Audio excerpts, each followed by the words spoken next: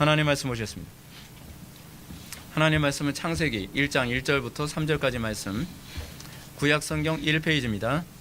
구약성경 1페이지 창세기 1장 1절부터 3절까지 말씀 찾으셨으면 제가 봉독하겠습니다. 태초에 하나님이 천지를 창조하시니라. 땅이 혼돈하고 공허하며 흑암이 깊음 위에 있고 하나님의 영은 수면 위에 운행하시니라. 하나님이 이르시되 빛이 있으라 하시니 빛이 있었고. 아멘. 이 시간은 성령론 5번째 강의가 되겠습니다. 구약의 성령 이해라는 제목으로 하나님 말씀 증거하도록 하겠습니다. 구약의 성령 이해. 상당수의 교인들은 구약과 신약의 이 단절성과 통일성에 있어서 굉장히 혼란을 많이 느낍니다. 구약의 단절성과 통일성의 문제 때문에 구약의 하나님과 신약의 하나님이 다른 것 아니냐, 뭐 이런 얘기까지 나오기도 하죠. 왜냐하면 구약의 하나님은 막 정복하고 죽이고 진멸하고 뭐 이런 하나님으로 나타나는데, 신약의 하나님은 사랑의 하나님 그리고 지혜의 하나님 뭐 이런 하나님으로 나타나니까 자유주의 신학자들은 구약의 하나님과 신약의 하나님이 다른 것 아니냐, 뭐 이런 식의 해석을 하는 경향이 상당히 많이 있습니다. 근데 여러분, 우리가 성경을 제대로 이해하려면 우리는 구약과 신약에서의 그 하나님이 어떠한 이 통일성과 단절성이 있는지를 우리가 이해하게 됐을 때에 구약과 신약을 명쾌하게 이해할 수 있게 됩니다. 특히 이제 우리가 이 신약에 들어와서 이 성령님에 관한 이 문제는 굉장히 어려운 부분이 있습니다. 신약에 와서 성령님이 죄인들을 거듭나게 하시고 교회를 창조하시는 주된 역할을 한다는 차원에서 구약과 신약이 어떻게 연결이 되는지, 구약과 신약의 통일성과 또 단절성이 어떻게 이루어지는지에 대해서 굉장히 많은 사람들이 궁금해합니다. 이 부분에 대해서 이렇게 굉장히 많은 사람들의 그 이론이 많거든요. 특히 이제 세대주의자들은 이 부분을 이해하기 어려우니까 이 부분을 아주 그냥 심플하게 토막을 냈습니다. 그래서 구약은 성부의 시대, 그리고 복음서는 성자의 시대, 그리고 교회 시대는 성령의 시대, 뭐 이런 식으로 이 분류를 해놨습니다. 그런데 여러분, 이런 식의 구분법은요, 이해하는 데는 좀 쉬울지 모르겠습니다. 그러나 그것이 성경적인 가르침은 아닙니다. 우리가 항상 조심해야 되는 게 뭐냐면, 우리가 이해하기 쉬운 것이 성경적일 것이라고 생각하지 말라는 겁니다. 항상 여기서 이단이 나오고 여기서 항상 오류가 나옵니다. 삼위일체 하나님도 우리가 이해하기 어렵잖아요. 우리의 이성으로 이해할 수 있는 영역이 아니죠. 왜냐하면 우리의 경험에서 경험을 능가하기 때문에 그렇습니다. 그러다 보니까 삼위일체 하나님을 우리가 이해할 수 있는 방식으로 이해하려고 하다가 거기서 이단이 나오잖아요. 뭐 삼신론이 나오기도 하고 단일신론이 나오기도 하고 뭐 이상한 이단이 계속적으로 속출하게 되는 겁니다. 우리는 항상 우리가 이해할 수 있는 방식으로 이해하느냐가 아니라 무엇이 성경적이냐를 따지는 것이 우리에게 아주 유익합니다. 여러분, 우리는요, 이 하나님에 관해서 다룰 때, 성령 하나님을 다룸에도 있어서도 우리는 삼위일체의 개념을 머릿속에서 떼내서는 안 됩니다. 삼위일체 하나님이 어떤 하나님이시죠? 그 세 분 하나님은 인격적으로 독립되어 있으나 그분이 항상 일체로 계시는 분이시죠. 그래서 그분이 구약시대에도 삼위일체 하나님은 동일하게 일체로 계셨던 분이십니다. 구약시대든 그 복음주의 시대, 복음서 시대든 그렇지 않으면 교회 시대든 관계없이 거룩하신 성삼위 하나님 항상 일체로 계셨던 분이십니다. 성부께서는 구원을 작정하시고요. 또는 성부께서는 모든 것을 작정하시고 성자께서는 그것을 말씀하시고 계시하시고 성령께서는 그것을 성취하십니다. 그것이 구약에도 반복적으로 나타나고 있는 부분이고요. 그리고 복음서에서도 그렇고요.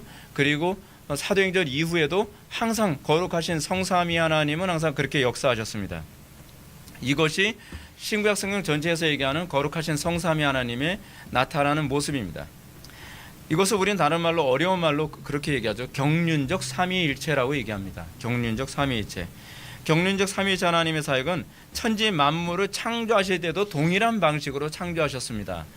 이런 차원에서 구약의 성령님을 이야기에 먼저 우리가 창세기 1장 1절부터 3절 말씀을 우리가 좀 이해할 필요성이 있습니다.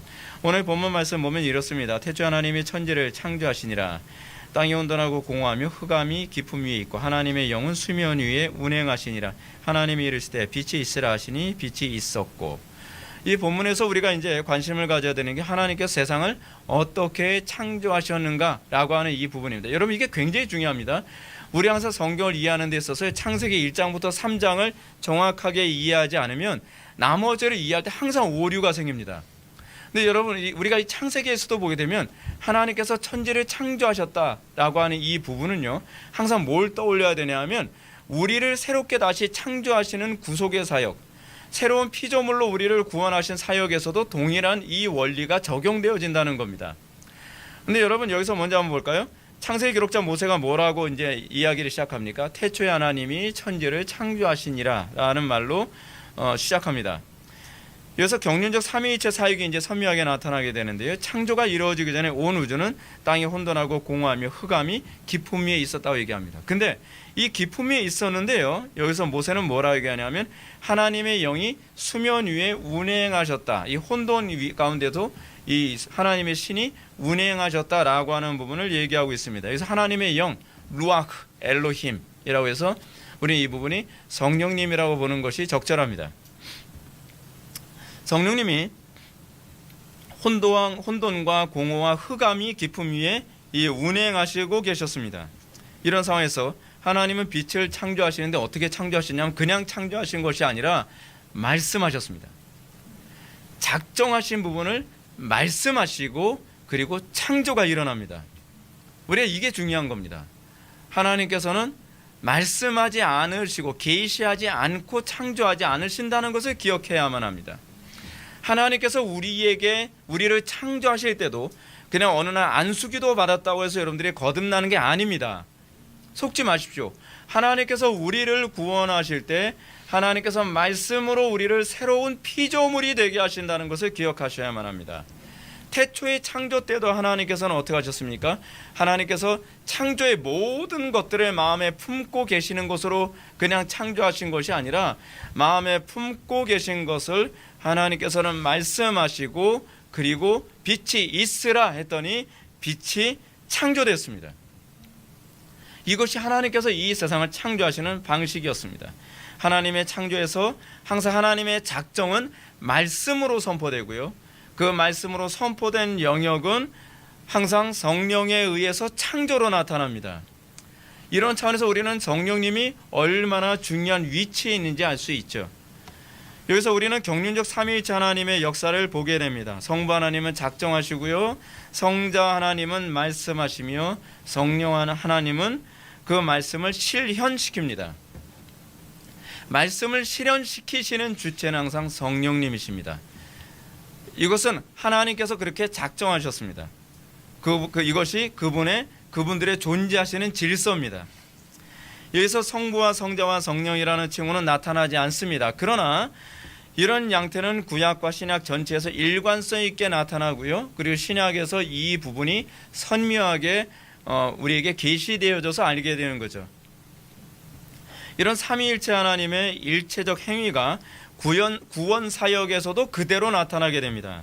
그래서 우리는 구약의 성령 사역에 대한 첫 번째 특징을 이제 여기서 이제 접하게 됩니다. 뭐냐면 그것은 성령님이 하나님의 작정과 선포를 실현시키는 창조의 주체 역할을 하신다는 사실입니다.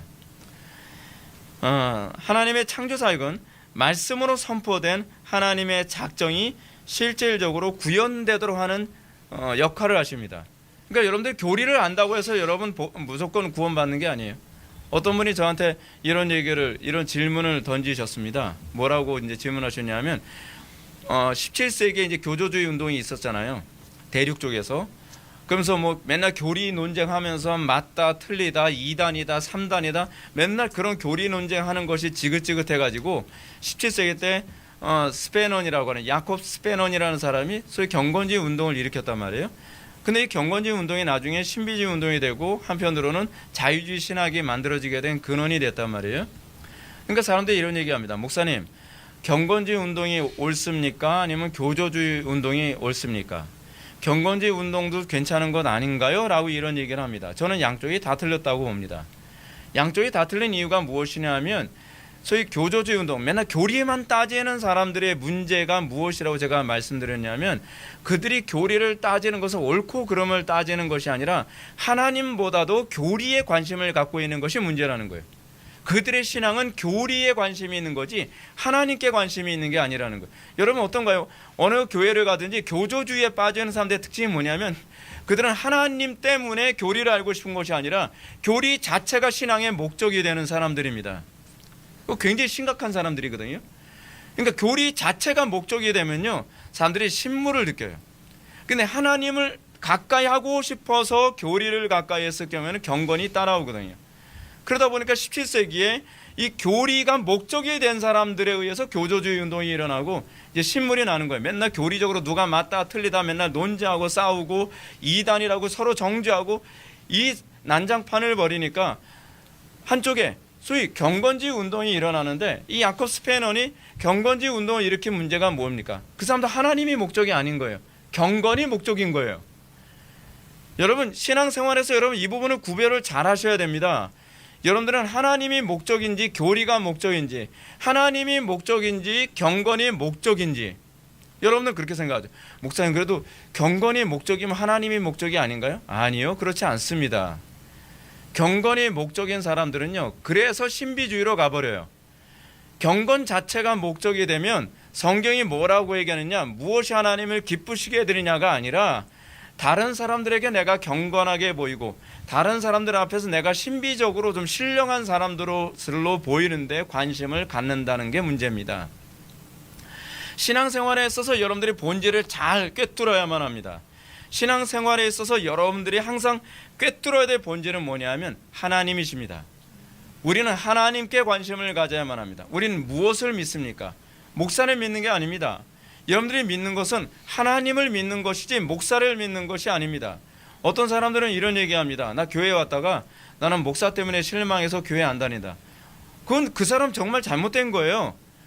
목사는 믿음의 대상이 아닙니다. 여러분들이 생각해야 될 믿음의 대상은 하나님이십니다. 목회자는 하나님을 증거하기에 부름받은 그런 도구에 불과합니다. 물론 목회자가 신뢰할 만한 존재로 살아가는 것이 맞습니다. 틀렸다는 얘기는 아닙니다.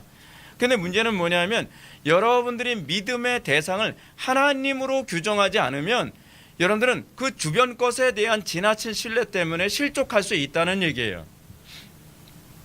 목사가 틀린 거지 하나님이 틀린 게 아닙니다. 목사가 타락한 거지 하나님이 타락한 게 아니거든요. 근데 목사가 잘못했다고 해서 여러분들이 하나님의 곁을 떠나는 건 어리석은 거죠. 그렇지 않습니까? 자, 우리가 다시 하던 얘기로 돌아갑시다. 우리가 구약의 성령 사역에 대한 첫 번째 특징을 봅시다. 그것은 성령님이 하나님의 작정과 선포를 실현시키는 창조의 근원, 창조의 주체라 그랬죠. 창조 사역은 말씀으로 선포된 하나님의 작정이 실제적으로 구현되도록 하는 역할을 합니다. 이 얘기는 성령님을 의지하지 않으면 여러분들이 아는 것이 아무 의미가 없다는 거예요. 여러분들이 성령님을 의지하지 않으면 여러분들은 아는 대로 사라지지가 않습니다. 그러면 여러분들이 알고 있는 것, 여러분들이 성경에 대한 지식이 무용지물이 된다는 거죠. 성령님이 아니시면 실현은 없습니다. 여러분들의 의지, 여러분들의 이성, 여러분들의 적극적인 어떤 도발적 행위, 그거를 통해서 여러분들 믿음의 열매를 맺는 게 아닙니다. 열매는 성령의 열매입니다. 성령이 맺게 하신 열매지 내 의지로 말씀대로 살고 내 의지로 어떤 열매를 맺는 게 아니라는 거예요. 여러분들이 성령님을 의지하는 법을 배워야만 합니다. 성령님을 의지하고 성령 안에서 여러분들이 거룩하게 살고 성령 안에서 경건하게 사는 법을 배워야만 합니다. 우리가 하나님의 작정이 말씀으로 선포되었다 할지라도, 그리고 여러분들이 아무리 강단에서 좋은 말씀이 선포된다 할지라도 그 말씀으로 사는 열매를 맺는 것은 여러분들의 의지나 이성의 문제가 아니라는 거예요. 여러분들이 성령님을 의지하는 또는 성령님을 믿는 성령님께 대한 신앙 고백이 분명해야만 여러분들이 열매를 맺을 수 있는 겁니다. 항상 배운다고 해서 지식에 이르는 것이 아닙니다. 좋은 교사를 만나야죠. 좋은 설교자를 만나야죠. 그건 맞습니다. 그러나 여러분들이 좋은 설교자를 만나고 좋은 가르침을 받았다고 해서 좋은 열매를 맺는다고 보장하지는 않습니다. 그것을 보장해 주시는 분은 오로지 성령 하나님밖에 없으시다는 것, 유일합니다. 그런데 이것을 인정했을 때에 믿음이 날마다 진보하고 그리고 이전과 다른 더 하나님과의 깊은 교제권을 여러분들이 경험하게 된다는 사실입니다. 왜요? 성령님만이 창조를 실행하시는 영이시기 때문에 그렇습니다. 사도 다윗이 그러지 않나요? 내 속에 정한 마음을 창조하소서. 그 정한 마음이 날마다 창조되는 것, 그건 우리가 내 마음을 창조해낼 수가 없습니다. 창조는 하나님의 사역입니다. 더 정확하게 얘기한다면 성령 하나님의 사역이에요. 그렇다고 한다면 여러분들 마음속에 정한 마음이 생기고 여러분들 마음속에 하나님과 더 긴밀한 관계의 그 새로운 마음이 창출되려면 그건 성령님을 의지할 때라야만 가능한 겁니다. 믿어야지 믿습니다. 노력해도 안 되는데 노력했기 때문에 안 되는 거예요, 여러분. 성경에 여러분들한테 요구하는 게 뭡니까? 믿으라 그랬죠. 믿으면 열매를 맺는 거예요. 근데 문제는 믿지 않는 게 문제인 거예요. 내가 성령님을 믿는 것이 아니라 내 힘을 믿고 내 지혜를 믿고 내 의지를 믿으니까 열매가 없는 거예요. 그러니까 신앙의 진보가 없죠. 신앙의 진보가. 여러분들 신앙의 진보가 없다면 좀 진단하셔야만 합니다. 더 노력해야지. 제발 더 노력해야지로 가면 안 된다니까요. 여러분들의 신앙의 진보가 없는 건 내 믿음의 문제라는 부분을 좀 더 점검해 봐야 될 문제예요. 성령 하나님이 창조 실현의 중심 역할을 한다는 점에서 우리는 창세기 2장의 인간 창조에 관해서도 우리는 좀 관심을 갖고 관찰해야만 합니다. 창세기 2장 7절을 보면 이렇습니다. 여호와 하나님이 땅의 흙으로 사람을 지으시고 생기를 그 코에 불어넣으시니 사람이 생명이 되니라 라고 기록하고 있습니다.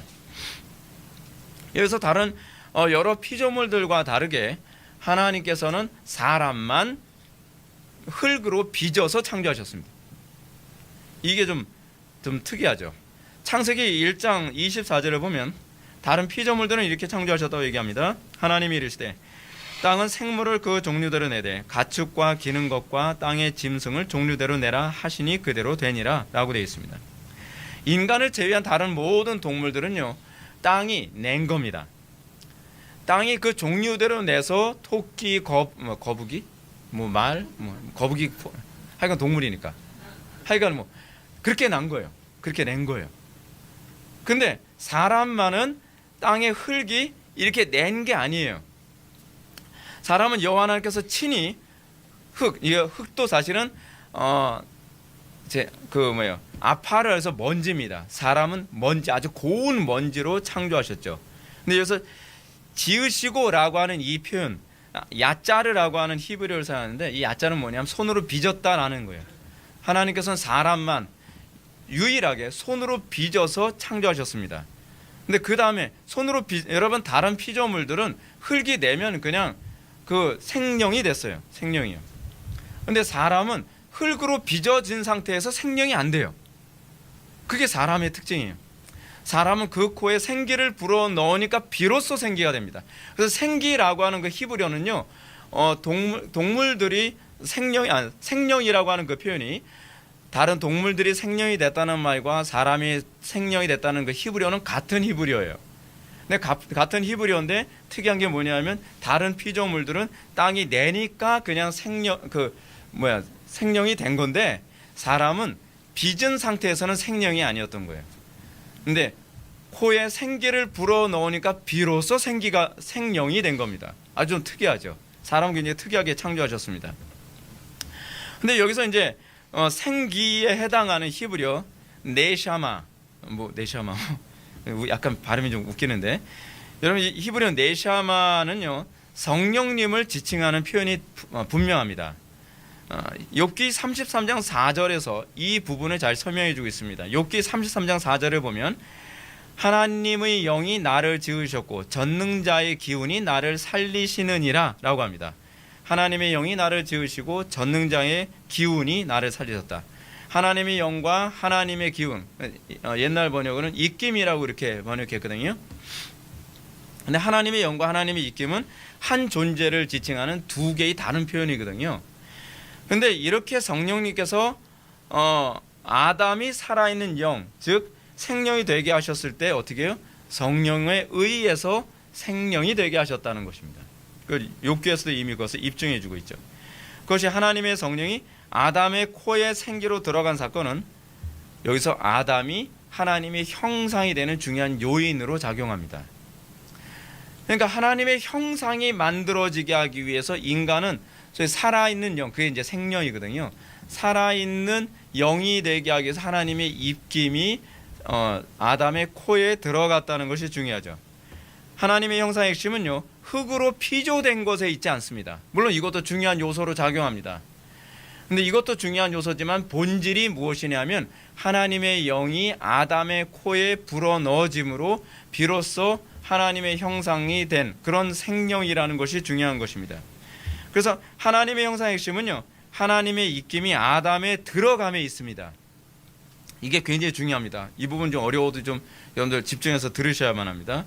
오늘 이 성령론은요, 오늘 성령론 이 부분을 이해하시게 되면 신약의 성령론은 자동적으로 이해가 됩니다.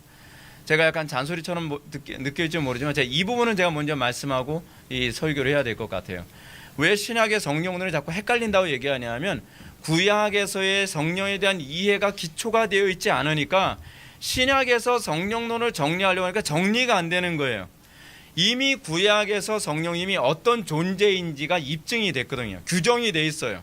그 개념이 신약으로 연결되어져서 오순절날 성령 강림 사건이라든지 뭐 기사와 이적이라든지 그렇죠, 은사의 문제가 따라오는 것인데 구약에 나오는 성령에 대한 이해와 전제가 없이 신약에서 다이렉트로 이걸 이해하려고 하니까 자꾸 이상하고 삐그덕거리고 뭔가 아구가 안 맞는 것 같은 현상이 나타나는 겁니다. 그래서 좀 어렵더라도, 어렵진 않겠지만 어렵게 느껴지더라도 여러분들이 이 부분, 구약에 대한 성령에 대한 이해를 분명하게 하셔야 혼란이 없습니다. 전혀 혼란스러울 것도 없습니다. 사실은요, 제가 보기엔 그래요. 자, 하여간 하나님의 형상의 핵심은 하나님의 입김이 아담에게 들어간 데 있다 그랬죠. 자, 그리고 하나님의 형상은 하나님을 대신해서 만물을 다스리는 왕의 역할을 수행하는 데 있습니다. 자, 보십시오. 원래 하나님의 말씀을 수행하는 역할을 원래 누가 하는 거죠? 하나님의 말씀을 현실화시키는 역할을 누가 하시는 거예요? 성령님이 하시잖아요. 그렇죠?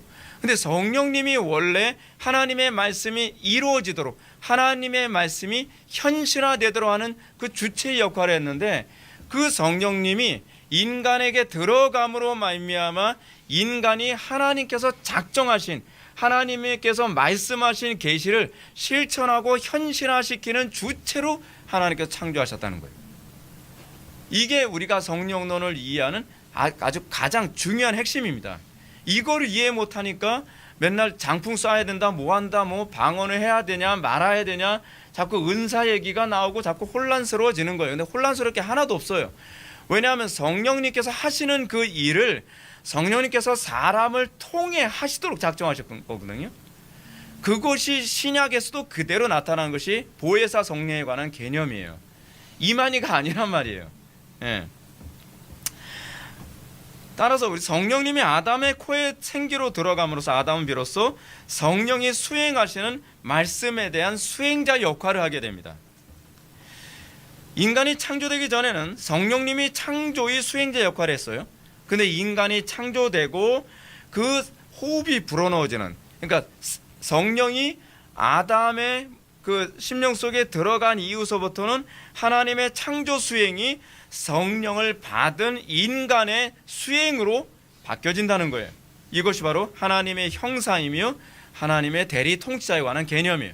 그래서 인간이 하나님의 대리 통치자가 되는 것은 성령의 수행자라는 개념하고 연결되어진 겁니다. 이제 우리는 이 점을 염두에 두고 구약 성령에 대한 두 번째 이해로 우리 이제 관심을 좀 옮겨야만 합니다. 구약에서 성령님의 사역은 하나님의 통치를 사람을 통해 수행하도록 하시는 분으로 이제 이해가 되어집니다. 이제 성령님이 어떤 분이시라고요?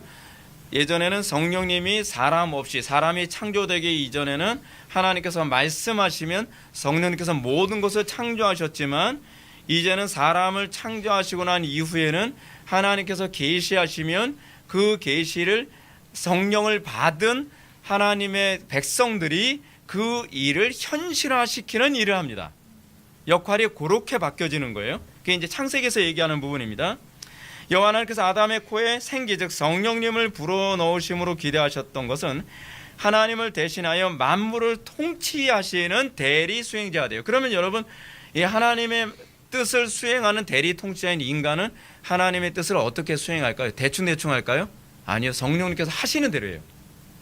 그래서 더하거나 감하는 일이 없어요. 온전한 순종을 우리들에게 성경이 자꾸 요구하고 있는 이유가 뭐냐면 우리의 탁월함에 대한 기대가 아니라 우리가 성령의 담지자로서, 그래서 우리는 뭐라고요? 성령을 담지하고 있는 하나님의 전이라고 얘기하잖아요. 그렇기 때문에 성령님께서 여러분들을 통해 일하시기 때문에 내가 온전하니 너희도 온전하라라고 하는 그 개념이 그렇게 연결되어지는 겁니다. 아담이 대리 통치자의 직무를 수행하는 것은요, 아담의 이 독립적 기능이 아닙니다. 아담이 그거 하나님 말씀대로 순종하라서 순종할 수 있는 기능이 있는 게 아니에요. 아담은 처음에 창조될 때서부터 하나님의 입김이 들어가서 그 성령의 수행자로서의 역할을 하기 때문에 거룩하고 탁월한 삶이 가능했던 것이죠. 성령님이 먼지로 빚어진 사람들에게 생기로 거할 때 이 일이 비로소 가능하게 된 것입니다. 그러므로 타락 이전의 아담은 하나님의 작정이, 다시 하나님께서 말씀하시면, 계시하시면 그것을 정확히 받아서 정확히 수행하는 역할이 가능했어요. 이것이 본래 창조된 인간의 모습이에요. 하나님의 뜻대로 정확하게 살 수 있도록 창조된 거예요. 그러나 아담이 타락함으로 말미암아 그들이 하나님의 뜻을 수행할 수 없었던 것이 뭐냐면 성령 없는 자가 됐기 때문에 그렇습니다. 핵심이 그거예요. 성령 없는 자가 된 거예요. 그래서 여러분, 우리가 구원받을 때 어떻게 구원받죠? 성령이 우리에게 오심으로 구원이 일어나잖아요. 그렇죠? 그것이 바로 창세기의 회복인 거예요. 성령 없는 자가 됐다는 것은 그 자체로 생기 없는 진흙덩어리에 불과하다는 것이고요. 생기 없는 진흙덩이 인간에게 나타나는 전형적인 현상은 하나님의 작정이 말씀으로 선포될지라도 성령의 수행자 역할을 하지 못한다는 겁니다. 여러분들, 하나님의 말씀 듣는다고 해서 여러분 하나님 말씀대로 순종됩니까? 안 되죠. 바울이 얘기했던 것처럼, 고린도전서 1장에서 얘기하는 것처럼 육에 속한 사람은 하나님의 성령의 일을 받지 아니하나니, 거기서도 그렇게 표현해요. 하나님의 성령의 일을 받지, 하나님의 성령의 일이래요. 왜냐하면 우리를 통해서 일하는 건 내 일이 아니라 하나님의 성령의 일이거든요. 근데 육에 속한 사람은 하나님의 성령의 일을 받지 못하니 저에겐 미련하게 보이며 또 받아들일 수도 없기 때문에 그런 거거든요. 우리는 하나님의 성령의 일을 수행하도록 구원받은 존재들이에요. 그것이 구약에서 얘기하는 인간을 창조하신 목적이죠. 그래서 우리가 발견해야 되는 중요한 사실은 성령님이 신약과 마찬가지로 말씀의 수행자라는 사실입니다. 그래서 예수님께서 오셔서 뭐라고 말씀하십니까? 장차 오시게 될 보혜사 성령님에 대해서 이렇게 얘기하십니다. 진리의 성령이 오시면 그가 너희를 모든 진리 가운데로 인도하시리니 그가 스스로 말하지 않고 오직 들은 것, 즉 계시된 것을 수행하는, 오직 들은 것을 말하며 장래를 너희에게 알리시리라. 그가 내 영광을 나타내리니 내 것을 가지고 너희에게 알리겠습니다. 성령님이 하시는 일이 뭐예요? 신약에 와서도요, 계시된 하나님의 말씀의 수행자예요. 계시된 하나님의 말씀 없이 일하시는 법이 없죠. 왜냐하면 그것이 성령 하나님의 사역이에요. 오늘날 여러분도 성령 받았다는 사람 중에 이상하게 장풍 쏘고 돌아다니는 사람들 많이 있잖아요. 맨날 신비주의 행동하고 막 지혜롭지 못하고 어리석게 행동하고 예수 믿는다고 하면서도 그들의 삶이 불경건하고 죄악 가운데 살아가고 타락한 삶을 살아가는 이유가 무엇이냐면 그들이 성령 받은 사람이 아니기 때문에 그래요. 그들은 성령을 받았다고 생각하는데, 성령을 받았다고 한다면 그들에게 나타나는 것이 뭐냐면 하나님의 말씀에 대한 수행자로서의 삶을 살게 되는 거예요. 근데 그 성령님이 어떤 영이에요? 거룩한 영이잖아요. 그러니까 그 성령님을 받았다고 한다면 우리는 당연히 거룩하게 살아야죠. 우리는 당연히 하나님의 뜻이 하늘에서 이룬 것처럼 땅에서도 이루는 삶을 살아야죠. 근데 그 일이 없어요. 하나님의 성령의 일을 받질 않아요. 그건 자연인이란 얘기예요. 그가 육체에 속했다는 거예요. 우리가 구원받고 난 다음에 우리에게 달라지는 것은 하나님의 성령의 일을 받게 된다는 거예요. 많은 사람들이 하나님의 말씀을 증거하면 어떻게 저렇게 살아 그래요. 하나님의 성령의 일을 그들은 감당할 수 없는 거죠. 그렇죠. 왜냐하면 우리 먼지 덩어리인, 이 흙덩어리인 우리 상태에서는 하나님의 성령의 일을 받을 수가 없어요. 왜냐하면 우리의 존재 상태가 뭐냐면 하나님의 성령님이 우리를 통하여서 당신의 일을 이루도록 하시는 성전으로 우리가 창조됐기 때문에 그런 거거든요. 그러니까 성령님이 없으면 하나님의 성령의 일을 받을 수도 없고 납득할 수도 없고 순종할 수도 없는 거죠. 그래서 열매로 나무를 알리라라고 하는 이 개념은 다 구약과 연결되어져서 이해했을 때 정확한 이해가 생기는 겁니다. 자, 이런 관점에서 구약의 이적과 기적, 예언 등은 하나님의 뜻을 이루는 역할에 맞춰져 있습니다. 특히 사사기에서 아주 흥미로운 게 이겁니다. 사사기에서 사사들에게 나타나는 지혜나 용맹함이나 괴력들은요, 항상 뭐하고 관련을 맺냐면 항상 이렇게 나옵니다. 여호와의 영이 사사 누구에게 임하심에, 그럼 갑자기 지혜가 막 나오고요, 갑자기 담대함이 나오고요, 그 괴력이 막 나오기 시작을 합니다. 왜냐하면 성령님이 하시는 일이 뭐냐면 하나님의 계획과 선포된 하나님의 말씀을 실현하시고 창조하시는 일을 하시는 것이 성령의 사역이기 때문에 그걸 위해서 때로는 괴력이 필요하면 괴력이 나타나게 하시는 거고요, 지혜가 필요하면 그 사람에게 지혜를 주시는 것이고, 또 능력이 필요하면 그 사람에게 능력을 주시는 겁니다. 은사주의자들이 생각하는 그런 개념이 아니에요. 자기 마음대로 아무 때나 뭐 장풍 쏘고 아무 때나 뭐 류마티스 뭐 관절염이다 뭐 무좀이다 막 오라 그럼 내가 다 고쳐준다, 그 개념이 아니에요. 실제로 여러분들 사도행전에서도 보게 되면 사도들이 아무나 막 고치는 사람들이 아니었습니다. 여러분 사도행전에서 여러분 성전 미문에서 있었던 그 안전뱅이를 고칠 때 어땠습니까? 그 속에 고침받을 만한 믿음이 있는 것을 보고 그건 성령께서 작정하셨다는 거예요. 주권이 성령님께 있는 것이지 나에게 있는 것이 아닙니다. 그래서 여러분들 보게 되면 사사기에서도요, 삼손의 초인적인 능력이 아무 때나 나타나지 않습니다. 우리는 삼손이 아무 때나 막 초인적인 힘을 발휘해가지고 뭐 막 그렇게 행동하는 것처럼 보이잖아요. 근데 사사기에 보게 되면은 삼손이 초인적인 힘을 발휘할 때는 항상 꼭 서두에 꼭 달라붙는 말씀이 있습니다. 예를 들어서 여러분 사사기 14장 6절을 보면 여호와의 영이 삼손에게 강하게 임하니 하고 난 다음에 삼손이 뭐예요? 사자의 입을 그냥 찢죠. 사자의 입을 찢는 이 장면은 바로 하나님의 작정과 관련을 맺고 있다는 얘기예요. 그래서 성령께서 순간적으로 주권적으로 그에게 역사하시는 겁니다. 같은 장 15절에서도요, 여호와의 영이 삼손에게 갑자기 임하고 난 다음에 아스글론 사람 30명을 쳐 죽였죠. 그가 아무 때나 쳐 죽이고 아무 때나 이렇게 괴력이 나타난 게 아니에요. 여호와의 영이 임하면 나타나는 거예요. 또 사사기 15장 14절에서도 여호와의 영이 삼손에게 갑자기 임하심에 라고 하면 갑자기 임하니까 어떻게 해요? 당나귀 턱뼈를 들고서 3,000명을 때려 죽이는 1,000명이네요. 1,000명을 때려 죽이는 일이 생기는 거죠.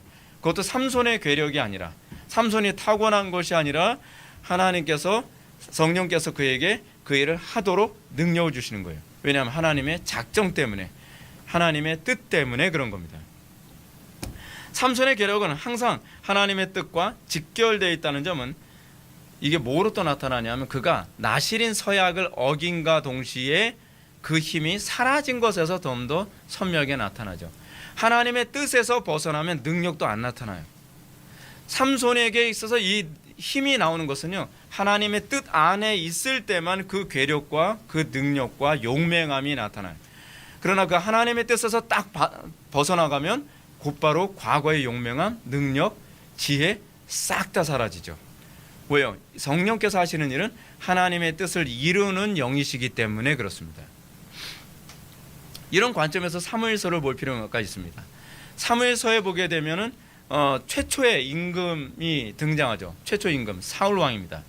그리고 이스라엘 역사의 골든 에이지를 만들었던 다윗 왕이 이제 등장하게 되죠. 사무엘이 이 두 사람에게 왕으로서 기름 부음을 줍니다.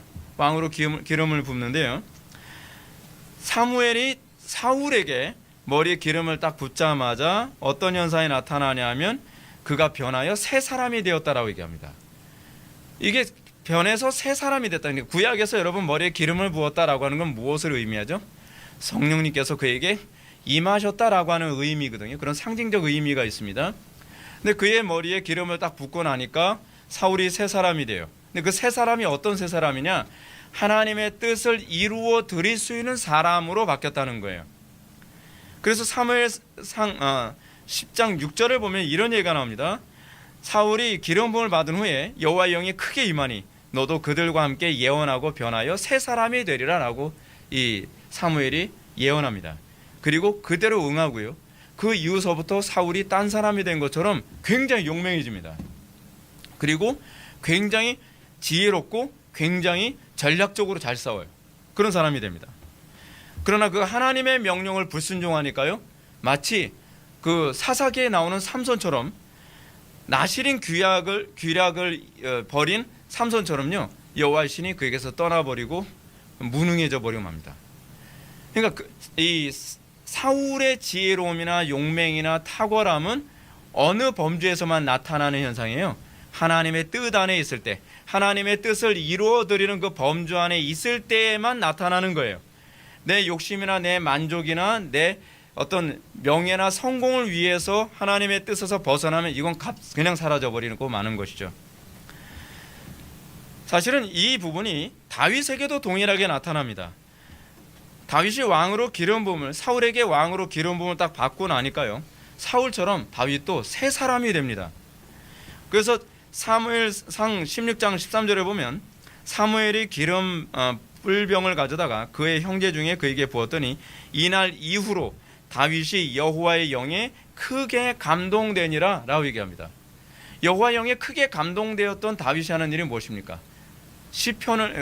시편이라든지 여러 이렇게 성경을 보면 알겠지만 다윗의 일생은요, 하나님의 뜻을 이루어 드리는 일에 항상 딱 붙잡혀 있습니다. 하나님의 뜻을 이루어 드리는 범주 안에서 다윗은 담대하고 용감하며 지혜롭고 탁월해집니다. 그래서 골리앗을 때려 눕히던 때도 이미 머리에 기름 부음을 받은 이후입니다. 그러니까 골리앗을 때려 눕힌 것이 다윗의 탁월함에 있는 것이 아니라 성령께서 그를 통해 하나님의 뜻을 수행하려고 하는 이 목적과 연결되어 있기 때문에 다윗에게 그 탁월한 용맹함과 능력이 나타나게 되는 것입니다. 흥미로운 점은 다윗도 사울처럼 하나님의 뜻에서 벗어난 사건이 또 일어나죠. 우리아의 아내 밧세바를 범하고 또 우리아를 암살해서 죽입니다. 그리고 난 다음에 다윗이 자기의 범죄에 관해서 탄식하면서 시편 51편을 쓰죠.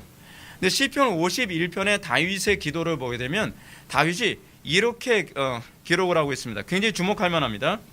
하나님이여 내 속에 정한 마음을 창조하시고 내 안에 정직한 영을 새롭게 하소서. 나를 주 앞에서 쫓아내지 마시고 주의 성령을 내게서 거두지 마옵소서. 왜 다윗이 이런 얘기를 했을까요? 하나님의 뜻에서 벗어나면 하나님의 영이 떠난다는 걸 알고 있었던 겁니다. 하나님의 성령이 아무 때나 역사하시는 게 아니라는 걸 다윗은 정확하게 이해하고 있었던 거예요. 성령님이 하시는 것은 하나님의 작정을 이루시는 영이거든요. 그러니까 내가 하나님의 작정에서 벗어나면 성령님은 나를 도와야 될 이유가 없는 거예요. 내가 하나님의 뜻에서 벗어나면 하나님께서 나에게 능력과 지혜와 권능과 어떤 탁월함을 주셔야 될 이유가 없는 거예요. 그래서 다윗이 정말 두려워했던 것이 뭐냐면 항상 내가 주의 뜻 안에 있는가를 주야로 묵상하죠.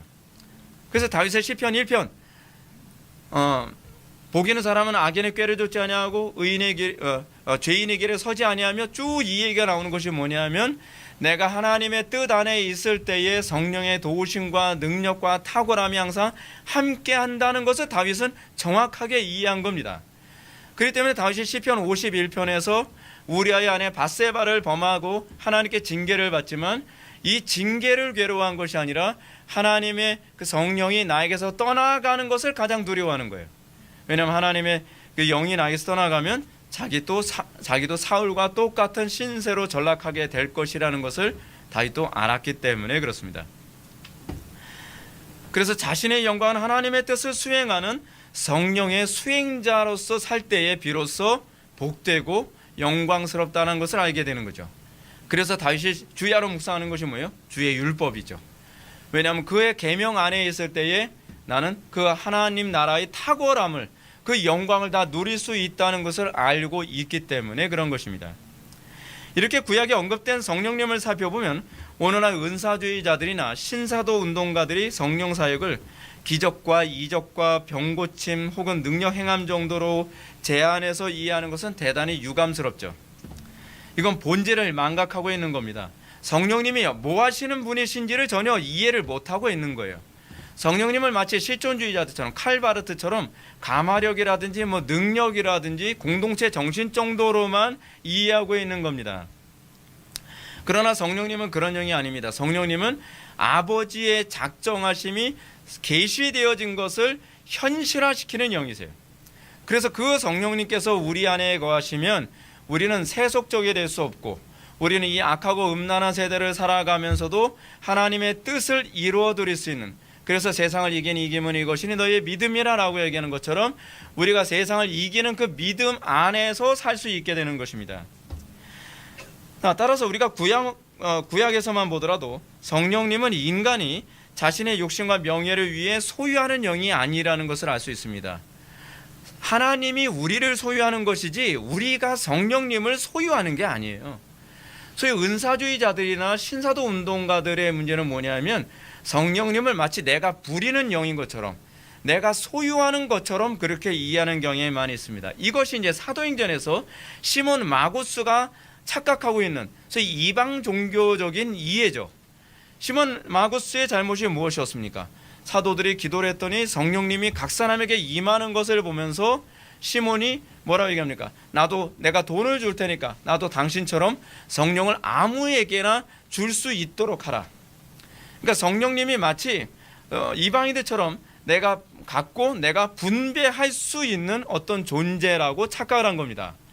근데 이 시몬 마구스가 이런 생각을 한 것에 관해서 베드로가 뭐라고 얘기합니까? 그에게 너에게 저주가 임할 거다라고 저주를 퍼부어대죠. 왜냐하면 성령님은 우리가 소유하는 영이 아니라 성령님이 우리를 소유하는 영이라는 개념을 망각했을 때 나타나는 심판이 얼마나 큰지를 사도행전에서 우리가 알게 되는 것입니다. 그래서 우리는 구약 이스라엘의 회복이 율법과 그에 대한 온전한 순종에 초점이 맞춰져 있다는 것을 이제 알 수 있습니다. 율법을 떠나서는 성령님은 역사하지 않습니다. 주의 계명을 떠나서는 성령님은 역사하지 않습니다. 하나님의 뜻과 작정 안에서만 성령께서 역사하십니다. 그것이 바로 성령님의 임무거든요. 경륜적 차원에서요. 구약 교회인 이스라엘은 하나님의 작정을 성취하기 위해 율법을 받은 사람들이었죠. 그래서요, 당시 작정하신 뜻을 이루는 수행자로서 하나님께서는 이스라엘을 선택하신 겁니다. 때문에 하나님은 이스라엘 백성들을 선택하고 난 다음에 무엇을 요구하시냐면 시내산에서 율법을 주시고요, 그리고 나서 그들에게 성전을 건축하도록 요구하십니다. 또는 성전 또는 성막을 건축하도록 요구하시죠. 이 성막은 하나님의 작정이 두 돌판에 기록된 성령의 전이잖아요. 그래서 성막을 건축하라고 하는 이유가 뭐냐면 그 교회가 어떤 존재인지를 사실은 예표로 보여주는 것이거든요.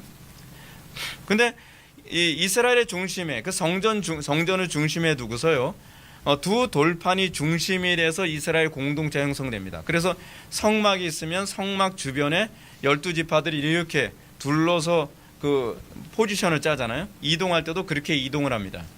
근데 흥미로운 건 성령께서 항상 성막에 항상 거하셔서 이 율법대로 그들을 이끄셨다는 사실입니다.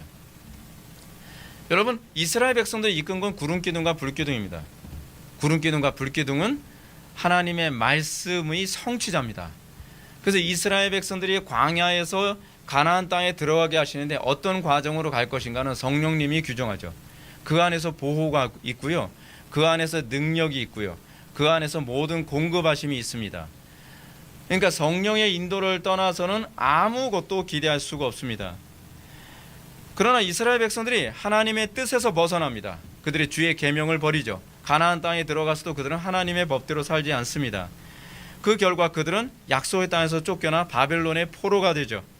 그렇기 때문에 이들의 문제는 율법이 있지만 율법대로 행할 수 없는 존재라는 것이 문제입니다.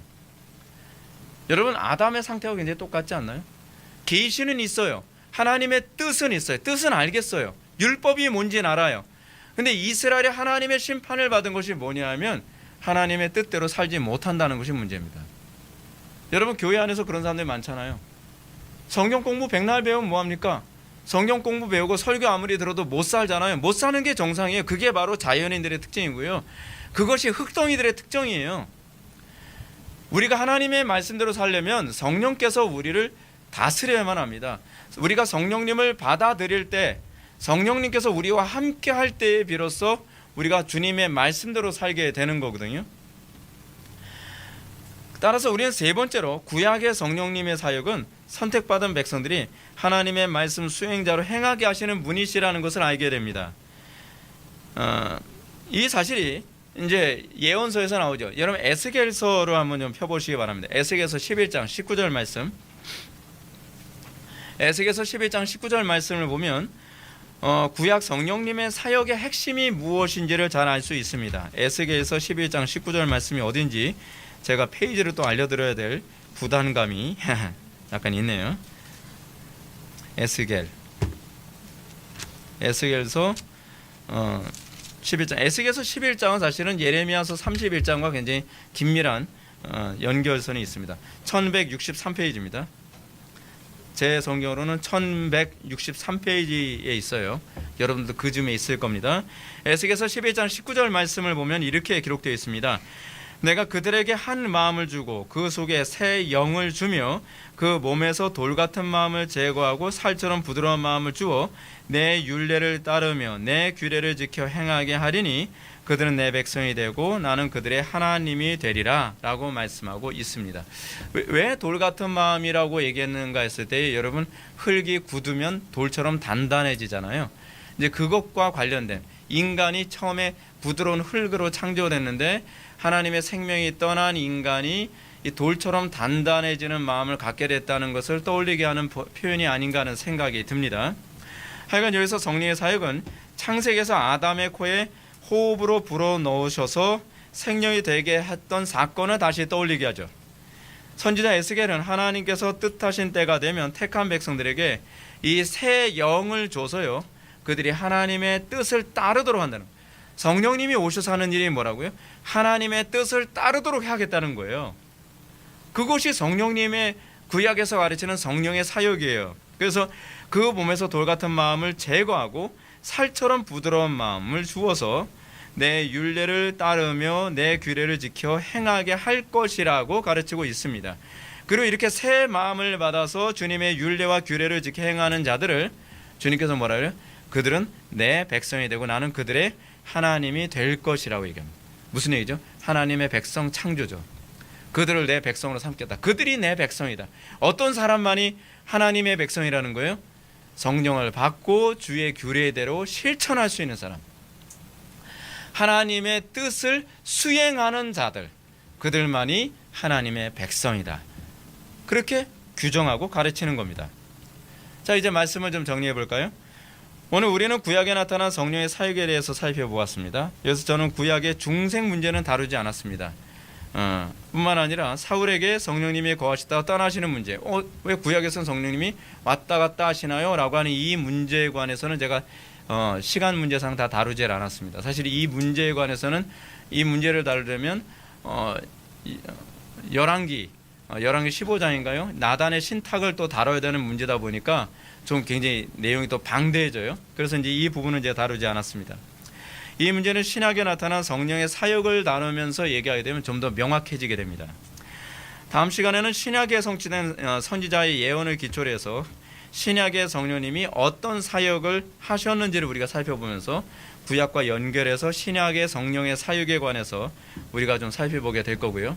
그리고 이제 탈도 많고 말도 많은 성령 세례에 관해서 이제 돌아오는 주일날은 그 부분을 제가 강의하도록 하겠습니다. 저는 여기서 우리의 관심을 가져야 될 중요한 부분을 이제 강조하고자 합니다. 뭐냐면 그것은 구약과 신약에서 성령 사역의 핵심이 무엇이냐는 거예요. 핵심은 기사와 이적이 아니에요. 핵심은 얼마나 엄청난 일을 하느냐에 관한 문제가 아니에요. 혹은 능력과 기사와 이적 또는 은사, 자꾸 이런 얘기하는데 은사도 사실은 본질적인 문제가 아니에요. 성령의 중샘시키는 사역과 능력의 사역은요, 조나단 에드워즈의 표현처럼 종속적 목적에 불과합니다. 그러니까 은사도 그렇고요, 중생의 문제도 그렇고 이게 본질이 아니에요. 이건 종속적인 목적이에요. 궁극적 목적이 무엇이냐면 성령의 궁극적 목적은 하나님의 뜻을 이루어드리는 거예요. 거기에 성령의 본질이 있어요. 그리고 이 뜻을 이루어드리기 위해서 중생이 필요한 거고요. 이 뜻을 이루어드리기 위해서 은사가 필요할 뿐입니다. 근데 우리는 자꾸 본질, 하나님의 뜻을 이루어드리는 것은 관심이 없고, 여러분 주기도문의 핵심이 뭡니까? 뜻이 하늘에서 이룬 것처럼 땅에서도 이루어지이다, 그거 아닌가요? 예수님께서 당신의 제자들에게 기도를 명령하셨을 때 기도의 핵심은 하나님의 뜻을 이루어드리는 거거든요. 그리고 여러분들 기도가 왜 안 됩니까? 정욕대로 쓰려고 잘못 구하니까 기도가 안 되는 것 아닙니까? 항상 우리의 모든 신앙의 관심이 하나님의 뜻을 이루는 것에 초점이 맞춰지게 됐을 때 은사가 따라오는 것이고 중생이 따라오는 것입니다. 하나님의 뜻을 이루어드리기 위해서 어때요? 우리의 기능이 중생을 해야만 하나님의 뜻을 이루어드릴 수 있잖아요. 중생하지 않은 자연인들, 흙덩어리로서는 하나님의 뜻을 이루어드릴 수 없잖아요. 그렇기 때문에 하나님의 뜻을 이루어드리기 위해서 우리를 중생케 하는 거고요.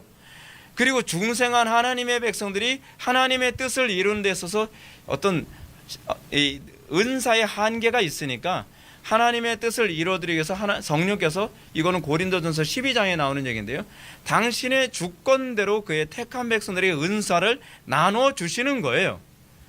우리가 욕심대로 구한다고 해서 은사가 다 주어지는 게 아니죠. 왜냐하면 이 모든 것들이 다 초점이 하나님의 뜻을, 다시는 하나님의 나라를 이루는 데에 초점이 맞춰져 있기 때문에 그렇습니다. 그렇기 때문에 이 궁극적 목적, 하나님의 나라를 이루는 것 또는 하나님의 뜻을 이루는 것을 수행하는 데 초점을 맞춰 있다는 것을 염두에 둔다면, 우리가 성령으로 거듭나지 않으면 하나님의 나라를 볼 수 없고 하나님의 성령의 일을 받지 못하기 때문에 우리로 하여금 하나님의 일을 할 수 있는 기능을 바꾸기 위해 우리를 거듭나게 하시는 거죠. 바울의 표현처럼 그리스도를 위하여 너에게 은혜를 주신 것은 다만 그를 믿을 뿐 아니라 또한 그를 위하여 고난도 받게 하려 하심이라. 근데 여러분, 거듭나지 않은 사람이 의를 인해서 고난 받으려 합니까? 거듭나지 않은 사람이 하나님의 나라를 이루기 위해서 고난을 받으려고 합니까? 안 하거든요. 자기 욕심을 위해서는 고난도 감수하지만 이웃을 위해서, 하나님을 위해서는 고난 감수 안 하거든요. 그렇기 때문에 우리의 기능이 바뀌어야 돼요. 그래서 중생이 필요한 겁니다. 또 기적과 이적과 다양한 은사들도 이 목적에 초점이 맞춰져 있는 거죠. 그래서 저는 은사 종교론 좀 믿지 않습니다. 은사 없이 어떻게 여러분 주님의 일을 합니까? 은사나 능력과 권능 없이 어떻게 주님의 일을 하겠어요? 이 악하고 음란한 세상에서요. 그렇기 때문에 이건 있어야만 합니다. 있어야 되는데 목적이 어디에 있냐? 하나님의 나라를 이루고 하나님의 뜻을 이루는 데 초점이 맞춰져 있다는 것만 흔들리지 않으면 됩니다. 이 사역은 바울의 가르침처럼 교회는 그의 몸이니 만물 안에서 만물을 충만케 하시는 이의 충만함을 이루는 데 있습니다. 고린도전서 12장에서 바울이 각 사람에게 성령을 나타내심은 유익하게 하려 하심이라. 뭘 유익해요? 교회에게 유익을 주기 위한 거라는 얘기거든요. 또 바울은 다양한 은사를 나열한 후에 이렇게 얘기합니다. 이 모든 일은 같은 한 성령으로 행하사 그 뜻대로, 그 뜻이 뭐예요? 아버지의 뜻이죠. 그 뜻대로 각 사람에게 나누어 주시는 것이라 라고 이렇게 가르치고 있습니다. 기사와 이적과 다양한 은사들은 하나도 예외 없이 말씀으로 계시된 아버지의 뜻이 하늘에서 이룬 것처럼 땅에서 이루어지고 하나님의 나라와 의가 이 땅에 이루어지게 하는데 초점이 맞춰져 있습니다. 이것이 궁극적 목적이거든요. 왜냐하면 이 악이 가득한 세상에서 아버지의 뜻을 수행하기 위해서는 우리는 거듭나야만 하고 우리는 그의 능력으로 무장되어 있어야 하기 때문에 그렇습니다. 그렇기 때문에 에베소서 6장에서 뭐라고 얘기합니까? 우리의 씨름은 혈과 육에 대한 것이요 정사와 권세와 이 어둠의 세상 주관자들과 하늘에 있는 악한 영들에 대함이라. 그러면서 서서 진리의 띠를 띠고 의의 흉배를 붙이고 하면서 쭉 우리에게 능력의 필요함을 얘기하죠. 근데 이 모든 것은 남들에게 내가 경건하게 보이기 위함이 아니라 이 땅에 하나님의 나라를 우리가 세우고 이 땅에 죄악을 이기고 정의가 하수같이 공법이 물같이 흐르는 세상을 만드는 데에 우리는 무능하다는 것에 대한 자각에 의해서 하나님의 성령의 주권에 의해 우리에게 부여되는 것입니다. 때문에 여러분들이 성령을 받고 우리가 하나님의 뜻을 이루어드리는 데 관심을 갖고 있다면 여러분들이 은사를 구하는 것이 당연하죠. 능력을 구하는 것이 당연합니다. 지혜를 구하는 것이 당연합니다. 왜냐하면 이 나라는 우리의 힘으로 세울 수 있는 나라가 아니라 하나님의 힘으로만 세워질 수 있는 나라라는 것을 믿기 때문에 그렇습니다. 사랑하는 성도 여러분, 여러분에게 이 놀라운 성령의 역사가 나타나기를 축원합니다. 여러분에게 중생의 은총뿐만 아니라 세상을 넉넉히 이길 힘과 능력과 은사가 여러분들에게 폭포수같이 부어지기를 축원합니다. 무엇보다도 우리의 마음이 사도 바울의 고백처럼 먹든지 마시든지 무엇을 하든지 하나님의 영광을 위하여 하는 데에 완전히 붙잡힌 바 되기를 주님의 이름으로 축원합니다. 기도하시겠습니다. 사랑이 많으신 하나님, 우리가 오늘 시간 구약에 나타난 성령의 사역에 대해서 우리가 살펴보았습니다. 우리의 삶이 하나님의 나라와 의를 이루는데 우리가 초점이 맞춰지기를 원합니다. 자기를 위하여 살지 아니하고 하나님과 이웃을 위해서 살고자 하는 그 사랑으로 충만하기를 원합니다. 우리의 마음속에서 세상을 이길 수 있는 힘과 능력으로 충만하기를 원합니다. 이들을 통하여서 이 악하고 음란한 세상이 개혁되어지고 이들을 통하여서 하나님의 영광이, 하나님의 형상이 선명하게 드러나게 하여 주옵소서. 예수님의 거룩하신 이름으로 기도 올렵나이다. 아멘.